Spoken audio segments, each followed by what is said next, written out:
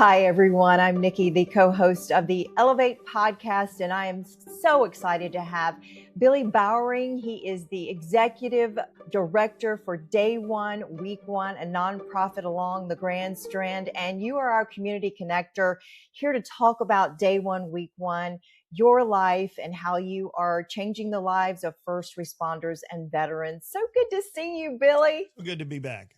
So good to be back. Yes, you were a guest on my Conversations with Nicole show. We met several years ago, and I'm delighted to have you with us today to talk about health and wellness, because Day One, Week One is all about health and wellness for our Absolutely. first responders and veterans. So for folks that may not be familiar with Day One, Week One, tell them more. So first, I'm a 8-year Navy vet, and then I was a law enforcement officer in Horry County. So with the life of service, there's always that, you want to do more, you want to do more. Unfortunately, during my time in law enforcement, I went through a situation that, really takes its toll on officers. There's a lot of trauma response, but there's also a lot of times maybe the way you're treated by command isn't always what you think it's going to be. The big thing is about getting backed up in the job. And then when you do something that you have been trained to do and it comes back to more or less bite you, make a long story short, it put me into a really deep depression. And what happened was someone had showed up. They didn't send a text message. They didn't try to call me. They just showed up. And it was amazing because that was something that kind of broke that stigma for me. I didn't have to ask for help because it was right there. It was sitting or standing at my front door saying, "Hey, we're going to go talk about this. We're not going to have this bad thing happen." And it was literally minutes from happening. So the most important thing I think that we try to focus on is I believe that there's 3 elements attached to your mental health. Okay. And if you can get all 3 of them straightened out, your mental health will usually end up being pretty good. And that's something that I've kind of figured out. But Day One, Week One, I'll briefly tell where that name came from. So Day One, Week One was from an old salty Navy chief who told me during boot camp, today's Day One, Week One, I'm going to own your mind for the rest of your life. And since I still remember he said that, he has done that. It's been 30 years since I've been in the military. So anyway, Day One, Week, the actual phrase came from that. But the concept that we're trying to continue with Day One, Week One is if you remember all the excitement and eagerness that you had to start something new in your life, whether it be getting married or having a child, starting a new job, going to the gym, even all that excitement, all that anxiety that comes with all that. We want you to be able to place that on every single morning, because God's very clear in his word. He says, I will give you new mercies every morning. So with those new mercies, whatever happened yesterday is already in the past. There's no way we can rewrite that. So the best thing to do is to step into the day, and we want to make every day Day One, Week One. So that's where that concept is. After my friend showed up, I realized that was my Day One, Week One. And I started a podcast, but then I quickly realized that a 501c3 was something that we needed to do in order to get the community involved. We want to be able to help first responders and veterans that have been struggling for years, whether it be the trauma responses or just treatment around their community, things like that. Those 3 elements that I was telling about. So one of the elements is your marriage in your family. There's got to be a good foundation at home. So we help with that. We've partnered with folks in our community that will help with marriage counseling. We actually send scholarships to them so that couples can go on a marriage retreat weekend and learn the biblical standard of husband and wife and in communication and all of the things that are really, directed that way. And we've had 7, I believe we've had 7 folks that have gone through that program. One couple, I remember, it was an Air Force individual, 20 years in the Air Force, and they took their divorce papers with them to the event. And because they said, if this doesn't work, we're just going to sign these and be done with it. I was very happy to hear from the director that they literally ripped those papers up at the end of that weekend, and they are still together. This is 2 years ago. They're still together and they're thriving now because they understand each other a little bit better. And it's just about doing that. That's powerful. So your family, your foundation that you have at home is one of the great elements. The other one is the finances. I've also partnered with individuals that can teach finances, help get debt relief, teach you how to do a budget if you don't know how to do a budget. We're also involved in helping individuals if they're in a situation and they can't handle some of their bills. We had a firefighter that was getting ready to have a pretty critical surgery, and he was trying to be proactive, and he reached out to us. He said, "Hey man, I'm going to be down for a few months, and I've got a pretty sizable family. Is there anything you can do to help me out?" So I took it to the board, and it was instantaneous. So we paid a mortgage payment and a couple car payments and things like that, so that he wouldn't have to have the stress or the mental, going to sleep at night while he was trying to heal, worrying about his finances. And then the third element, and I think it's the most important, is your faith. So since I've seen you last, I've been licensed as a chaplain, and I'm eager to announce to a lot of people that in August of last year, we started a chaplaincy program. So by the program, I've still got a few more classes to take so that I can teach the curriculum, so that I can actually help bring chaplains up. So that'll be something that I'm working on kind of next. But right now we have several chaplains that have volunteered. So if there's a critical incident in the neighborhood or if something is happening, we respond to the responders. And that's why a lot of our information that you will see says responses for responders, is because who's responding for them? They can't call their own 911. It's not the same thing. And if they do, there's the stigma that takes them away from that, because the last thing they want to do is they don't want their coworkers and their supervisors to think that they can't handle their job. And if they can't handle their job, the first knee-jerk reaction is we got to take their credentials from them. We got to sit them on a table, and then we got to do a fit for duty test and make sure that this is all good. And nobody knows where that's going to end up, because you don't want to get involved in that. So that's where a lot of the stigma is, because that's what happened to me. I ended up losing my badge and gun and sitting on a desk for a while, and it was bad. Mental health is so important to address, and I feel like we're doing a better job, but we do have a long way to go to make sure that we acknowledge that, especially in your area of law enforcement, veterans, first responders, that sort of thing. And the Elevate podcast is involved in health and wellness.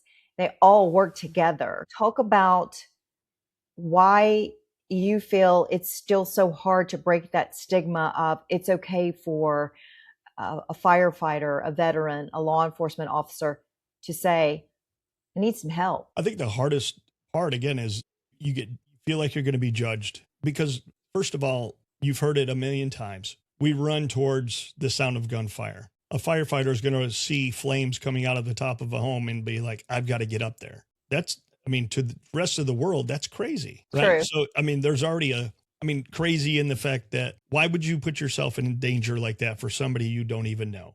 Correct.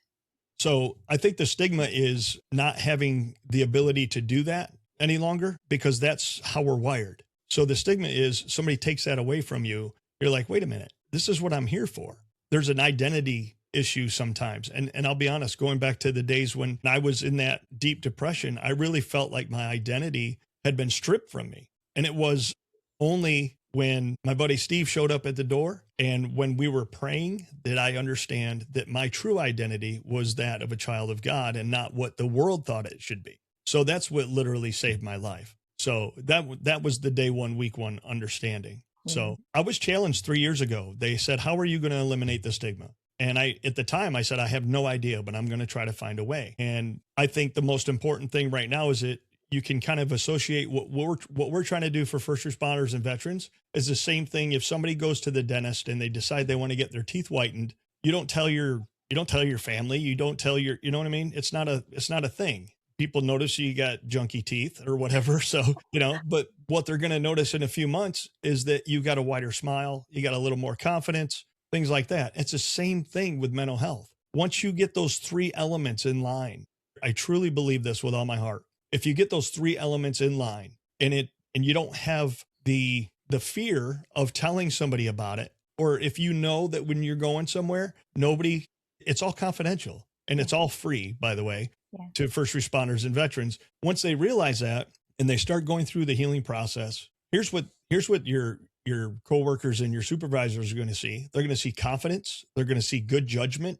They're going to see patience, understanding. And one of the biggest things that you need to have, especially in law enforcement, is self-control. So Yeah. these are all things that are benefits of going through a day one, week one healing path. So that's what we're trying to create. And we're just hoping to get out there, and because there's so many. I mean, there's already been this year, there's been too many. One is too many, but I believe there's already 25 people that I know just in law enforcement, not in this area, but nationally, that have already taken their own lives. So it breaks my heart because I wish I could had wings and I could just fly to them and be like, listen, you need to hear me. Right.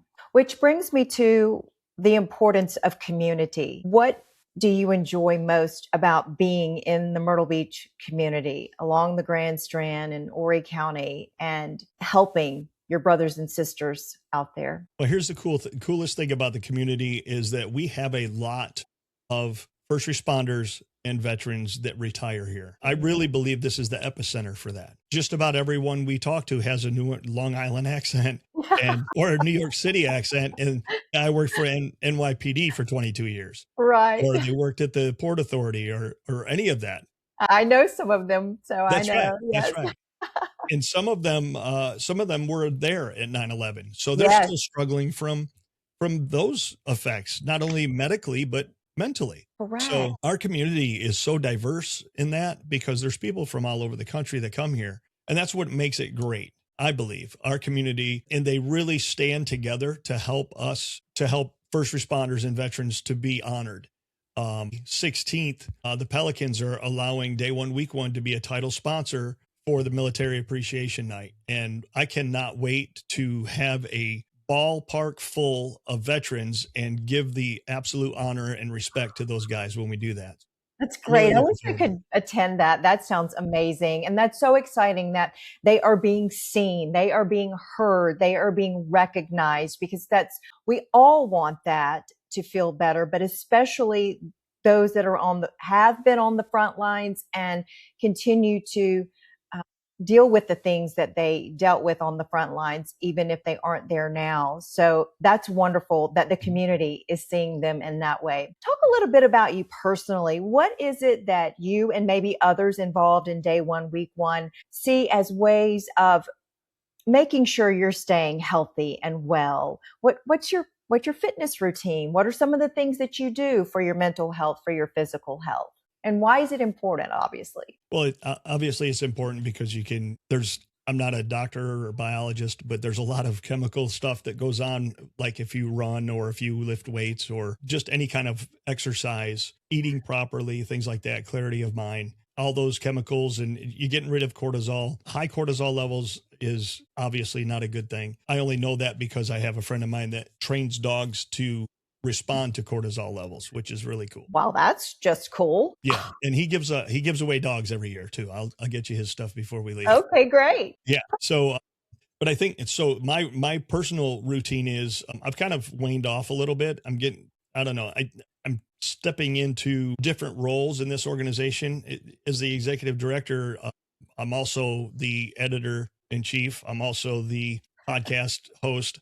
I'm also the marketing research guy. So there's a lot of stuff going on. So You wear a lot of hats. I do. And I need to step back from that a little bit, make sure I get my daily reading in God's word, make sure that that's super important, because I'll be honest, none of this would be possible if I didn't receive his grace that day. So that's how important it is that we understand the faith part of that. A lot of people say that it's personal.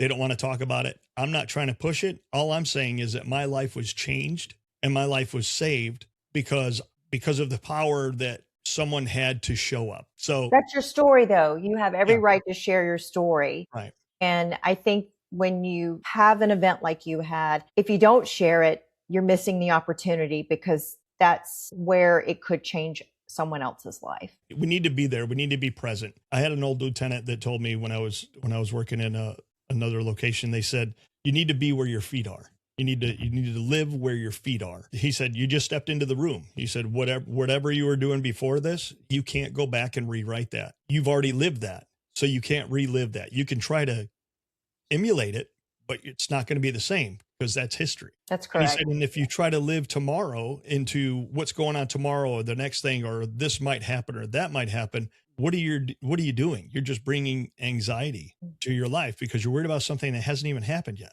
He says, so just look at where your feet are and then look around. He said, that is the truest form of reality. And it stayed with me, which Yeah. helped as I went along. That's great advice. So, in addition, of course, to your daily reading of the Bible, staying in the Word, and nurturing your faith, physical activity or other things that you do, or anything that you're involved in elsewhere in the community that helps you with your. Well, in our neighborhood, we got a lot of retired folks in the neighborhood. So I mow a lot of lawns on the So that's side. very physical Yeah. and So, rewarding. yeah. I started out with 4 last year. I've already got 8 this year, and it's not even, we're just getting into pollen season. So I Yeah. got a feeling it's going to be really, really incredible because I do a good job. I take it personal and Yeah. I do the best that I can on it. So I do that on a physical level. The other thing, I got a little black lab. His name's Baxter Bones. And he and we go for long walks or we'll go for a run every once in a while. And then of course my wife and I, we try to do other events, and we're doing a lot of fundraising events where we bring the booth out and talk to the neighborhood. In fact, this summer we're going to be doing the summer concert series up in North Myrtle Beach. We'll be there every single weekend. That's a fun event. That'll be a great opportunity to reach the North Strand and connect with people there. So you're very busy. What does the future look like for day one, week one? Well, so the dream or the mission that I kind of started with was, hey, if we can help one, obviously, and we're helping one and we're helping several, and we've been able to do that. Real quick story about that. There was a young lady, retired EMS. She was losing her eyesight to glaucoma. She couldn't pay for the deductibles or anything like that was going on. So she reached out to us, and it's literally within 2 hours, the board had all agreed we need to do something. So we paid all of the deductibles for her. She went and got the surgery back in February, and she's got 20/20 vision now and a brand new lease on life. And it's absolutely amazing. So if there's any reward to this, that's my reward, is watching her face from not being able to see and thinking that there's no hope to being able to be in a position where we can help somebody and just see the sunshine coming out of her face after she's able to see and keep her driver's license, which, I mean, she's in her young 50s. So much life to live yet. And now she can see it, which is amazing. That's incredible. That's a great story, which is really a part of what the Elevate podcast is doing, is providing resources and shining a spotlight on the community and on health and leaders and experts and people like you, Billy, who are changing lives and really supporting the health and wellness of other people. And I can only imagine how your life is so rewarding now, knowing that you are showing up for others in need. Absolutely. Yeah, we're definitely trying to show up. The future, again, we'd like to eventually have a day one, week one resource center where folks can come in anonymously and for free and get these services and be resourced out. 10-year plan, have different chapters all over the country, That would be amazing. Absolutely. That would be amazing. Fantastic. Yeah. Yeah. So as we close, what is it that we want to really, I guess, make sure people understand why it's important to be involved in things like day one, week one, be aware of your health and wellness, be involved in your community? Speak to that for me. Okay. There's hundreds, if not thousands of people that live in our community, not just in our community, but across the country. But it's in so anyone that sees this, if you're in California or if you're in Minnesota, it doesn't matter where you are in your community, there are hundreds, maybe even thousands of people that are fighting a silent battle that they don't know how to win. I didn't know how to win it that day, but God showed up. And so our whole goal behind this is to show up, to be present, understand, look, first responders are basically designed to have control in chaos. But I can't tell you how many times I sat in my patrol car and how long I sat in my patrol car because I had to put down everything that I just went through that day. And we're talking about fighting people, going to suicides, going to death, going to just criminals acting completely crazy, being able to set that. And I used to say, I set it in the passenger seat until tomorrow morning so that I could walk in the house and be a good husband and be a good father. That was my thing. So, you know, that's the biggest thing, is knowing that your community needs you, to the point where showing up is the most important thing. So good, Billy. Mhm. So thankful for you. I'm so Thank you. thankful for what you're doing in the community. I'm thankful for that you're here and you're Mhm. able to help so many other people. God really had a plan for you, and it's so wonderful to see how he's working in your life and changing the lives of others. Day one, week one, tell folks how they can learn more about day one, week one. Where do they need to go? So first of all, I want to say I'll give the glory to God, because he's literally the one that's given me the passion and the drive to continue. So he definitely gets all the glory. I don't need any of that. This all goes to him. But if you want to go to our website, you can check out our website. It's a fully interactive website where you can be a supporter or get support. You go to week1.org. And it's, like I said, it's fully interactive. You hit some of the drop downs, you can get merchandise, you can do all of that. You can hit us on contact at day1week1.org. If you have a story that you want to share, we put it on the podcast. You can also hear our podcast from the website. It's all attached. Everything's in one place. And of course, social medias, Facebook, Instagram, TikTok, X, all of those areas, you can reach out to us. And if you have a story to share, we would love to share it. Or if you know somebody that needs help, reach out to us, because we're going to show up. So be sure when you call us, because we're going to be there. We're going to show up. Listen, our team is amazing. Our team is amazing. I called my buddy the other day. He's my operations guy. And he said, well, when we going? I'm like, let's go. So we just got in the truck and we went. So that was the whole thing. So yeah. So reaching out to us isn't a problem. Perfect. Thank you for letting our audience know how to reach you. It's so nice to hear that people are showing up for others the way that you and your team are doing that. Thank you so much. I appreciate you, Billy. Can't wait to see day one, week one go nationwide. Yeah, that would be amazing. And you'll be the first one that we tell it to. You better. I want the scoop, as always. Right. Billy, thank you. Thanks so much.